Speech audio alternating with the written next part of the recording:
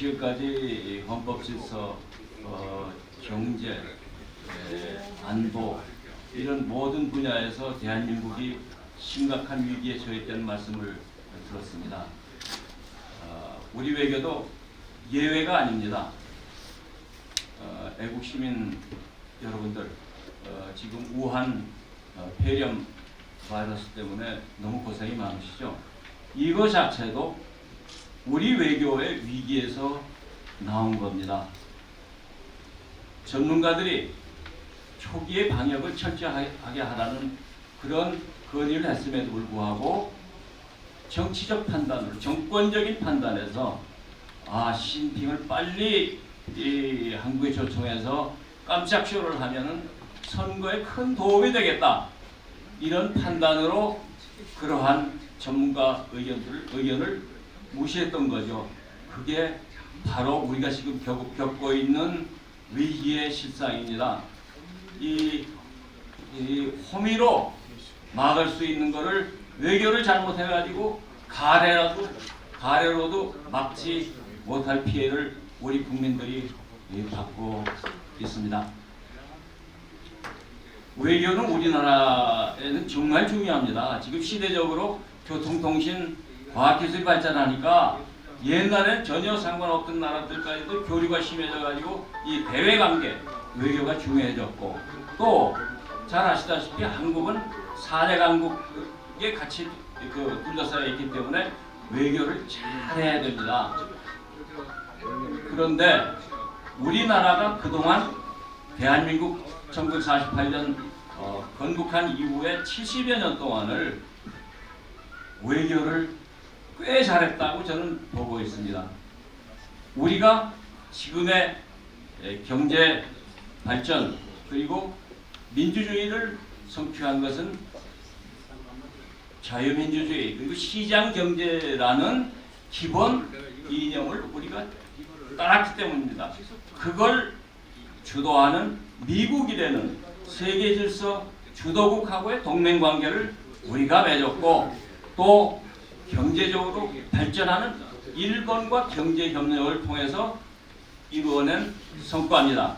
그 주요한 자유민주주의와 시장경제를 지탱하는데 외교를 잘했다고 저희들은 평가를 해야 됩니다. 그런데 이 외교 분야가 최근에 심각한 위기에 빠졌습니다. 그 가장 큰 근원적인 이유는 저는 지금 문정권이 불필요하게, 이상하게 북한 주민들이 아니라 북한 정권과 이렇게 공감대를 늘리려는 이상한 일을 하기 때문에 이러한 일이 벌어진다고 봅니다. 지금 제가 알기로는 각계에 다 퍼져 있지만은 청와대만 해도 60여 명의 소위 80년대에 반정부 운동을 하면서 북한 정권에 대해서 호감을 보이고 그 중에서 일부는 위수김동, 위대한 수령 김일성 동지, 친지김동, 친애한 동지, 친애하는 지도자 김정일 동지한테 충성을 하겠다고 서약한 사람들이 60명 이상 있었던 걸로 저는 언론에서 보았습니다. 그 친북적인 인사들이 지금까지 전화했던 그 얘기는 저는 아직 들어오지 못했습니다. 그 사람들이 생각하고 각 분야에 있어서 외교를 포함해서 지금 추구하고 있는 그러한 노선은 무엇이냐? 바로 북한의 매체가 선전하고 있는 우리 민족끼리입니다. 한반도에 북한과 남한의 민족은 같으니까 우리가 힘을 합쳐서 우리 한반도의 장래를 이끌어가자. 물론 그것은 북한에서 얘기하는 프로레타리아 중심으로 합치자는 그런 얘기가 되겠죠. 그 우리 민족끼리는 무슨 얘기입니까? 외세를 배격하자는 말하고 동의합니다. 그럼 외세는 이 한반도에서 어떤 나라가 외세가 되는 건가요? 미국, 일본이죠. 그러니까 거기에서 우리 한국 사회에서 반미, 반일 운동이 격화되는 겁니다. 실제 우리 한반도에서 반미 운동이 나온 거는 제가 알기로는 그 김대중 그 대통령 때 이제 처음 본격적으로 시작은 됐다고 봅니다. 그때 지지 기반이 반미주의자들이 많았으니까. 그러다가 노무현 대통령 되면서 2007년인가요? 전신적 전작권을 조기에 반환하라든지 뭐 효수님 이수희 사건이라든지 또 무슨 광우병 사건이라든지 이런 터무니없는 선전선동으로 반미운동을 격화시켜 왔습니다. 그런데 사회 전체적으로 보기에는 우리의 그 70년 동안의 성과라는 것이 미국과의 군사적인 동맹 그리고 정치적인 그 동맹 그리고 경제적인 협력 이런 것이 중심이 돼서 우리가 발전을 했고 그것이 우리가 누리고 있는 그 성과이기 때문에 반일을 하기에는 아직도 우리 국민들이 이게 좀 너무 시기상조가 아닌가 그런 생각을 하게 되는 거죠. 그러니까 반미운동이 점점 이렇게 이전보다 이렇게 도가 심해지는 건 틀림없어요. 그러나 실제 반미가 아주 결정적인 그 결과를 성과를 가져오기에는 아직은 그 시기가 무르익지 않았다고 보는 거죠. 그렇기 때문에 한미동맹, 미일동맹 그리고 한미일 간에는 한미일 군사 협력이 되는 이러한 구조가 작동을 하고 있는데 약한 고리라고 할 수 있는 한일 관계를 끊는 즉 반일 운동을 격화시키는 그러한 방법을 취했습니다. 저는 한일 관계에서 일본 그 대표들하고 무수한 싸움을 하고 한 40여 번 그 회담에 참여를 했지만은 그 한일 간에는 역사적으로 식민지 통치 기간이라든지 이러한 과거 역사가 있기 때문에 그렇게 쉬운 문제는 아닙니다. 그렇기 때문에 한일 간에 모든 게 다 의견이 합치돼 가지고 술술 풀리는 것도 아니고 경우에 따라서는 아주 심각하게 의견 대립으로 논쟁을 하는 게 자주 일어납니다. 그러나 일본이라는 나라를 통해서 우리가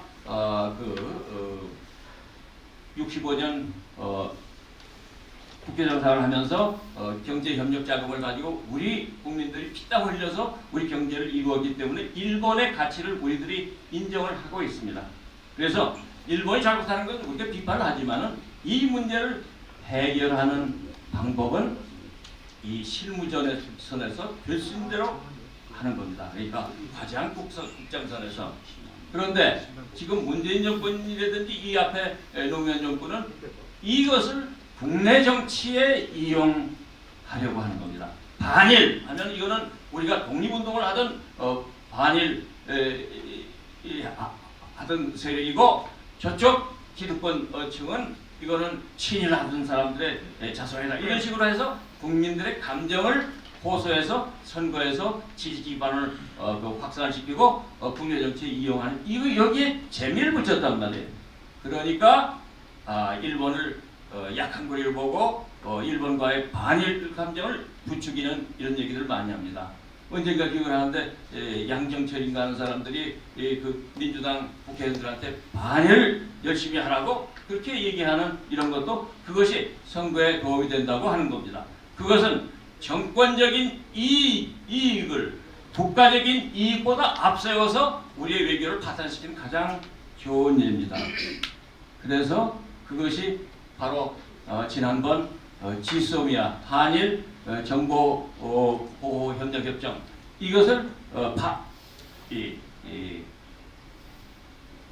단절시키려고 했던 그러한 시도를 했었습니다. 결국은 미국이 중재를 해서 그걸 못하면서 다시 회복이 됐지만은 우리가 러시아하고도 정보 교환하는 것을 일본이는 나라가 갖고 있는 북한 정보를 우리가 같이 공유하는 이것을 막을 필요가 없는 거거든요. 그러한 사태가 반일의 그 방법으로서 나타나게 됐던 겁니다. 그래서 지금 우리 사회에서는 아직도 이 북한하고 동정적인 그러한 세력이 청와대, 의회, 행정부, 이 사법부에까지 간 거죠. 사법부에서는 어떤 일을 하느냐? 그 대법원에서 미쓰비시 중공업에서 일하던 우리 징용됐던 분들이 개인 배상을 청구한 것에 대해서 technology 발전해서 국가 간의 배상 이외에도 개인이 배상을 청구할 수 있다 해서 배상을 하라고 판결을 냈습니다. 좋단 말이에요. 그러면 그걸 따르면 되는 거예요. 그러나 저희들은 1965년에 한일 간의 청구권 협정을 체결을 하면서 유상 3억 불, 무상 2억 불 그리고 플러스 알파를 받는 대신에 청구권 협정 2조 1항에서 그러면 앞으로 한일 간의 모든 청구권이라든지 권리 의무 관계는 종결시킨다 이렇게 됐어요. 그 당시 우리 대표들이 일본으로부터 일본이 개별적으로 보상하고 배상을 한다고 그러니까 우리 대표들이 아니다 한꺼번에 정부가 다 이걸 처리하겠다고 해서 그걸 받았던 겁니다. 그 2조 청구협정 2조 1항에 의해서 앞으로 이 문제는 한일 양국 간의 권리 의무 관계는 모두 종결된 걸로 한다 이렇게 됐던 거예요. 그러니까 우리의 사법부가 징용 같은 미쓰비 징용 같은 사람들한테 배상을 하는 판결을 냈다 하더라도 국가 전체로서는 일본한테 이 문제를 우리가 해결했다 했으니까 우리끼리 해가지고 이 문제를 해결해 주면 되는 거예요. 그것이 바로 국가 간의 관계에서 약속을 한 걸 지킨다 하는 그 의미를 주는 겁니다. 만약에 우리가 약속한 것을 지키지 않는다면 마치 지금 북한 정권이 약속해놓고 지키지 않는 것 우리가 다 할 게 뭐가 있어요. 그게 바로 외교의 분야에서는 나라의 품격이 떨어지는 거고 저 나라하고는 약속을 지키지 않아 하면 그게 어떤 그 피해를 우리 국가적으로 가져오겠습니까? 그게 바로 우리가 가지고 있는 지금 현재 외교의 위기라고 할 수 있습니다. 아까 우리 김일도 회장께서 말씀하셨지만은 우리나라 여권을 가지고 있으면 전 세계 190개 국가에 비자 없이 들어갈 수 있는 그러한 훌륭한 그 여권이고 그것이 우리나라의 외교의 품격이라고 얘기할 수 있는 것이 이제 120몇 개국에 들어가지 못할 정도로 우리의 품격이 지금 저하하고 있는 거 아니겠습니까? 여러분들 잘 아시겠지만은 우리 문재인이라는 분이 유럽에 가서 독일 총리 불란서 대통령 만나면서 북한 제재, 유엔 제재 하지 말라고 이렇게 북한 대대인 노릇하다가 상대 정상들로부터 핀잔을 받았잖아요. 그러니까 북한 정권에 도움을 주기 위한 그런 노력들이 지금 맞지 않는 걸 해가지고 그러면 지금 북한이 지금 어떻게 하고 있어요?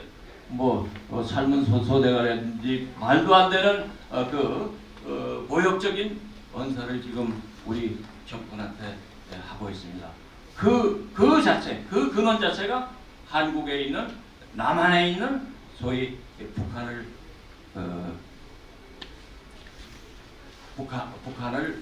동조한다든지 우호적으로 생각하는 이 좌파 인사들에 의해서 나온 것이라고 생각을 합니다. 한 가지 더 붙여서 이제 중국과의 관계를 보자면은 중국이 우리의 수출의 26%를 차지하는 굉장히 중요한 나라입니다. 그러니까 중국하고 우리가 잘 지내는 건 당연합니다. 옆에 있고 큰 나라이기 때문에. 그렇지만은 마치 이번에 우한 폐렴 바이러스 사태에서 보듯이 중국 측이 한국 측에서 중국인들 입국 제한하면 그거 우리 국가 위신에도 맞지 않고 중국에 대해서 비우호적이다 이런 메시지를 보낸 거에 대해서 아무 소리도 못하고 그대로 따를 거 아니에요. 나쁘게 보면은 불종 외교라고 얘기할 수 있는 거죠. 지금 현재 중국의 경우에는 나라가 크고 경제력이 큰 거는 틀림이 없지만은 주변 14개국에 대해서 너무 강압적인 그러한 외교를 지금 계속하고 있고 우리나라에 대해서도 지금 그러한 현상이 크게 나타나고 있습니다. 조금 전에 말씀드렸듯이 우리는 중국에 대해서 잘 지내야 됩니다. 그러나 중국이 틀린 일, 나쁜 일을 하는데도 불구하고 큰 나라가 하니까 우리가 비판할 걸 우리가 하지 말자. 우리가 스스로 자제를 한다면 그건 저는 안 된다고 봅니다. 중국하고 관계를 잘 유지를 해야 되죠. 중국이 잘못된 것은 잘못한 걸 지적을 하고 그걸 시정하라고 우리가 요구를 해야 됩니다. 예를 들어서 중국이 유엔 안전보장이사회 그 상임이사국인데 중국에 나가 있는 탈북자들을 강제 북한으로 송환을 해가지고 몇십만 명이 가서 처형을 당한다든지 강제 수용소로 간다든지 이런 정책 박해를 받는 거란 말이에요. 이거는 중국도 가입한 난민조약 그리고 고문방지 조약에 위반하는 거는 그것은 우리 정부 차원에서 이걸 중국에 대해서 하지 못하게 하는 그러한 얘기를 확실하게 해야 됩니다. 그래서 중국이 나라가 큰 만큼 국제적인 질서와 이 규범을 지키도록 하는 그 쓴소리를 우리가 할 수 있어야 됩니다. 이게 우리가 앞으로 나아갈 이런 길이기도 하고 그것이 지금 현재 우리가 겪고 있는 외교적 위기에서 벗어날 일이라고 저는 생각을 합니다. 그러면 이렇게 잘못된 위기를 어떻게 이걸 극복해야 되느냐? 그건 지금 거듭해서 나왔지만은 각 분야에서의 마찬가지로 외교적인 지금 위기를 극복하기 위해서도 문재인 정권을 끝장을 내야 됩니다. 그래서 4.15 그 총선에서는 그 문재인 정권의 외교를 고쳐나가도록 우리가 해야 됩니다. 우리 젊은 세대들이 그러한 역할을 저희는 감당할 거라고 생각을 하고 있는데 다시 한번 이제 결론 겸해서 말씀드리자면은 우리는 작은 나라 중강국이기 때문에 외교에 각별한 신경을 쓰고 전 세계 질서가 어떻게 진행되느냐, 미중 패권 정쟁이 어디로 가느냐 이걸 정확하게 판단해야 됩니다. 감정에 휩쓸리면 안 됩니다. 그리고 중요한 것은 지금까지 우리가 성장하고 발전해온 자유민주주의와 시장경제를 계속해서 유지해 나아가야 합니다. 그리고 북한과 어설픈 연방제를 할 수 있다는 꿈에서 깨어나야 합니다. 이념이 다른데 연방제가 된다는 것은 그건 불가능하고 결국 북한 체제에 우리가 흡수된다는 것을 의미합니다. 그래서 결론적으로 우리 특히 젊은 세대들은 앞으로 장래를 위해서 주요 강국들하고의 관계를 잘 조절해가지고 국가적으로는 전 세계에서 존중받는 그러한 나라가 되어야 합니다. 지금까지 우리가 받기만 하던 나라였었는데 이제 주는 나라가 됐고 특히 우리 젊은 세대는 저희 나이든 세대에 비해서 훨씬 개방적이고 자신감도 있고 또 친화력이 강하기 때문에 그러한 앞으로 중강국으로서의 외교를 하는데 굉장히 훌륭한 목표와 그리고 방법을 후사할 것이라고 저는 생각을 합니다. 저는 이번 총선에서 우리가 우리 외교의 위기를 극복하기 위해서 우리가 본때를 보여줘야 되겠다 그렇게 생각합니다. 감사합니다.